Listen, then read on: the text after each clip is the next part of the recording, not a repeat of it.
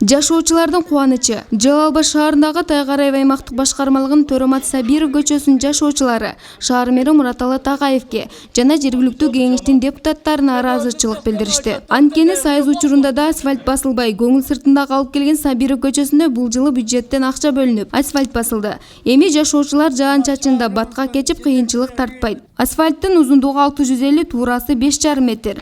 Аталган көчөдө жалпы 400дөн ашуун калк жашайт.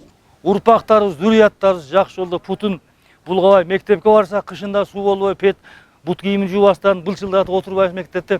Таза барып, таза келсе, ошо Аллах Таала карап турат бизди.